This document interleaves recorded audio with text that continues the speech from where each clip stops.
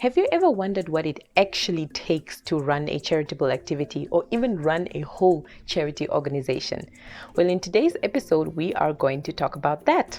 Welcome back to my channel and to the mini-series titled Charity Work, the Reach Out Perspective, and this is episode 4.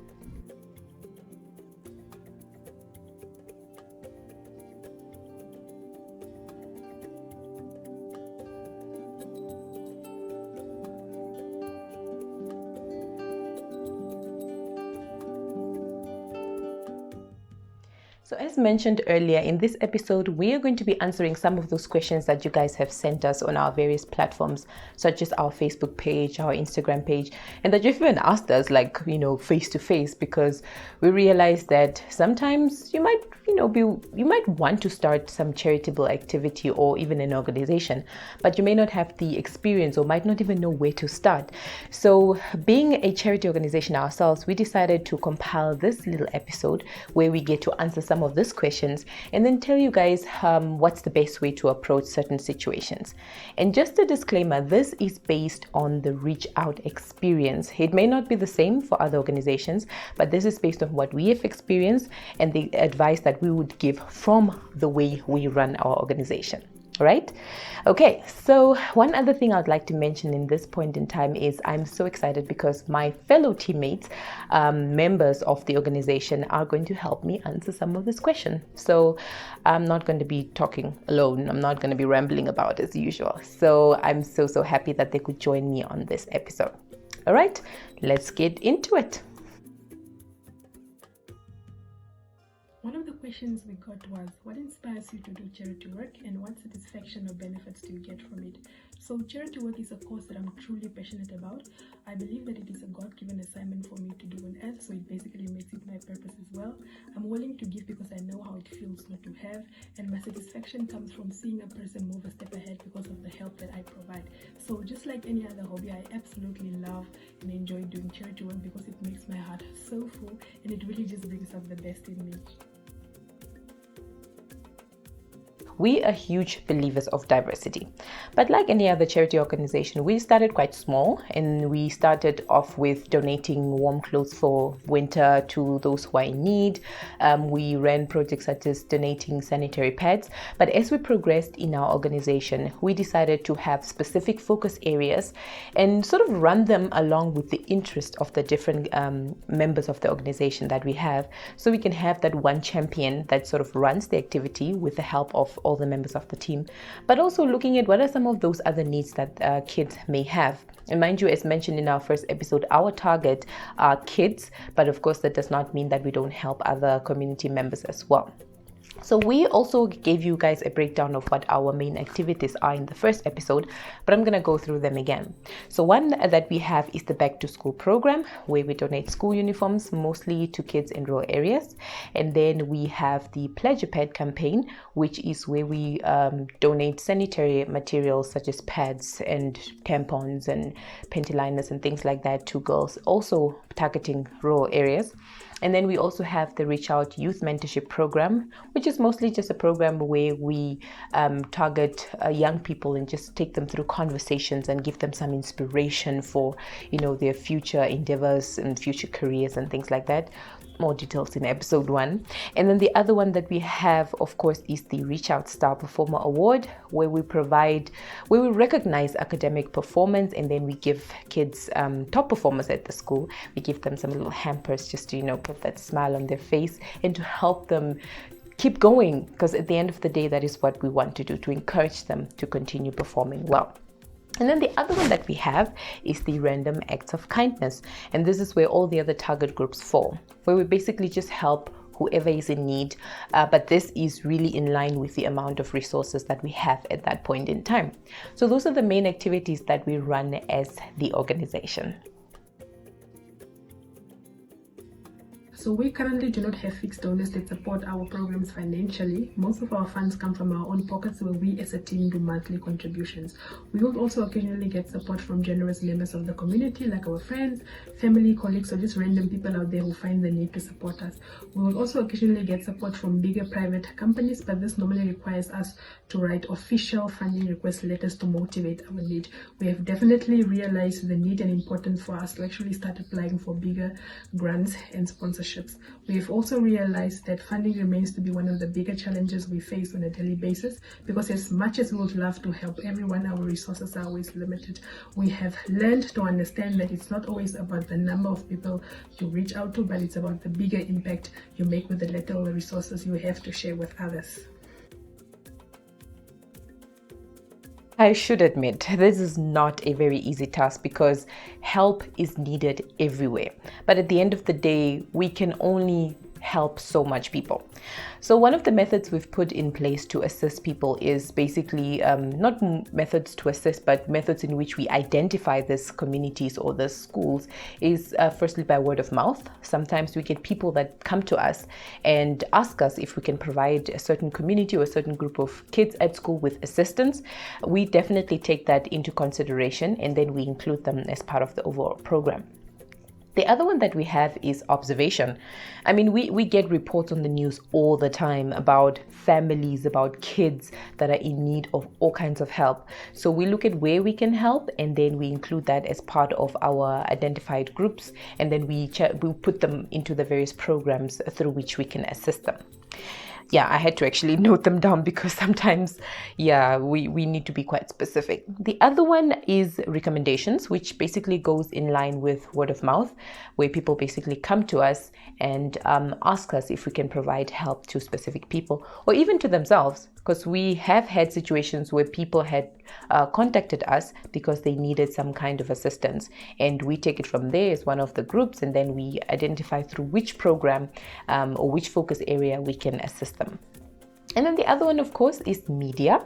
Yes, very, very important. Social media has become such a huge help to us because you get to see all of these reports flying around, whether it's on Facebook, whether it's on Instagram, whether it's even on other pages where there are people out there that are in need of some sort of assistance. So we use this as well to identify who those people are. But yeah, it's really, admittedly, it's not an easy process. Sometimes you want to help everyone, but you can't really help everyone unless, of course, you have all the resources in the world. But we make sure to at least go where the need is, where it's quite more. Is that the right word? But where the need is more and where people are really, really in dire need, we start with those, and then we see if we can, expand it even further. So yeah, that is it. That's how it is. It's difficult, but we try. I had a feeling this question was going to come through. As a matter of fact, I haven't been asked directly, but I know it's something that a lot of people wonder, like, how do you just wake up one morning and decide to help people, right? No, first of all, no, we don't get paid for what we do. We are basically passionate about helping people with the little resources that we can get. As long as we can put a smile on 1, 2, or 3 or even more kids, that is really the payment that we get out of it, and it's more than enough for us. So nope, we don't get paid. Yeah, this is also another difficult one. Trust me, it's not easy to run a whole organization if everybody's not in the same place. And yes, we are scattered. Our team members of 7 are all living in different towns. And in as much as this sounds, difficult, we kind of make it work. And one thing that really helps us is our online office. We like to call it the online office because we don't have a physical building where we can go to and, sign in and, stuff like that, have ReachOut logos and stuff all over. Unfortunately, not yet. Definitely something is in the pipeline in that regard. But yes, we have an online office. We operate from our social media pages. We have a WhatsApp group, and we normally just do all of our communications on our various platforms online. And yes, it can be a little difficult sometimes, but we are such a dynamic team. We are very close knit. We understand each other. Everybody has a specific role to play. And like I said in in one of the questions, when it comes to the projects that we run, we have a champion for each of these. So we have people that run as the sort of the champion of the project or the activity, but then the team members sort of being the ones to assist in different ways. So yes, it does work. At the end of the day, even if the whole team is not attending a specific event that we organize, there's still so much that goes in at the background, rather than what you see in the front. There's so much that goes in, so many communications, the planning, the calls, a lot that goes in, because it's not easy to run a certain activity when everybody's in different places. But we make it work, and so far we've had a number of successful activities that I'm so proud of. We are a great team. I'm going to share a little story, well, not really a little story, but a bit of an experience. We didn't have the best of experiences with registering, because we had to go from one person to the next, because the process was so tedious and it required quite a lot of money, but we managed to do it. So the first and best advice I can give here is try to get somebody to do it for you. And by somebody, I mean there are people out there who actually run businesses where they help organizations to register. And not only charity organizations, they help businesses and any other organization that needs some sort of registration to do that. So you can find a lot of them online. We unfortunately, like I said, had a bad experience with a few of them, but there are a lot out there that can give you a really good service. But if you want to do it yourself, most of the process, the procedures, the documentation are available on the BIPA website, which is the Business and Intellectual Property Authority. Just visit their website and you have all the information that you need when it comes to, like I said, the procedures, the documentation, the information you need to provide, and all the requirements for when it comes to starting a charity organization. So check out the website and you get all the information. But do get somebody to do it for you, because that would be their focus. You'll probably be running around doing other things, but for them, they actually run a business to help you register. And then, of course, it comes by a certain fee. So you may need to, just look at who charges a reasonable price, and then go for them. So if you know you do not have enough time on your side, do not even attempt to do it, because it can be a very tedious process. Not to discourage you, but just to, give you some advice from our experience. First of all, you want to identify a reason why you want to do charity work. This reason needs to come from the heart, because you need to be willing and able to sacrifice and commit yourself to making this project a success. It's not always going to be easy, so you need to find a driving force that constantly stops you from giving up. Once you have identified your project, you want to reach out to smaller groups from communities that you are familiar with. It's easier to work with people that you know at the beginning, and eventually, as you grow and expand your operations to other areas, you also want to register and start operating as an official NGO, and also make sure that you consult with as many professionals or other charity organizations for guidance as well. And that's why we as a ReachOut Charity Foundation have availed this platform to give guidance and advice according to the experience that we have gained as well. Well, so far I have mentioned that the organization is made up of 7 EXCO members, which form up the management of the organization, but we have a number of volunteers that we contact on a regular if we would like some sort of an assistance, right? But if you are really in no position to be part of us as a fixed volunteer, you can assist in so many ways. And yes, I did write down a list as well. One way is, of course, to donate to any of the activities that we do. Like I said, we have a lot of 4 main projects that we run that you can donate to. It doesn't really matter how you want to do it. You can contact us and find out if you want to get more detail. We will do that for you. But you can donate, whether it's pads, school uniforms, all kinds of activities that you feel will assist us with reaching out to more of the kids. The next one I wrote down here is you can, like I said, participate as a volunteer, where we put you in our volunteer database, and then we contact you when we are running a specific activity. The other one, like I said, I needed to write this down, is the social media promotion. Yes, we rely highly on social media, especially when we are in need of donations or support of any kind. We normally put this request on our social media pages. So how you can come in is you can take that and just share it on your platforms, because once we get all of this information out there, it's easier for us to get as much help as possible.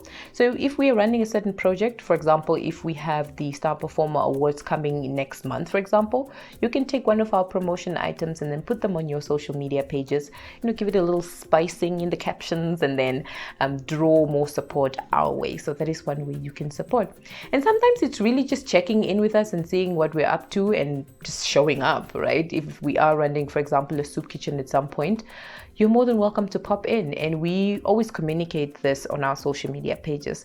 And if you're interested and you're around town at that moment, you're more than welcome to pop in. So yeah, those are basically some of the ways in which you can participate.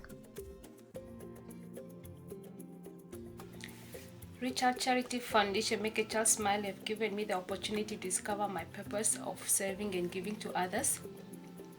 This also have made me believe that I'm called for greater work.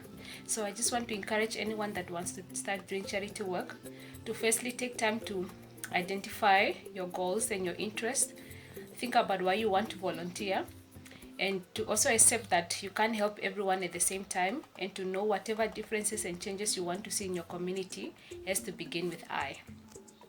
We've come to the end of this episode. I really hope that we have answered most, if not all, of the questions that you had. But remember, this is not the end. You are more than welcome to contact us and tell us, if you have any comments even, and not only questions, right? If you have any comments for us, if you have some advice, we are very open to receiving recommendations and advice from you guys. So do check us on our social media pages. I will leave the details at the end of this episode, but please do get in touch with us. We really like hearing from you. And of course, in the comment section, I would love to read about, whatever it is that you guys like to share, and even read about you guys and get to know what you guys think about ReachOut Namibia Charity Foundation. Thank you so much for joining me in today's episode, and I will see you in the next one. Have yourself a lovely day.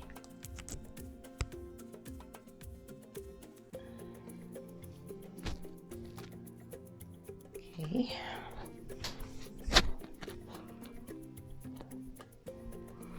Just look like you're so tilted.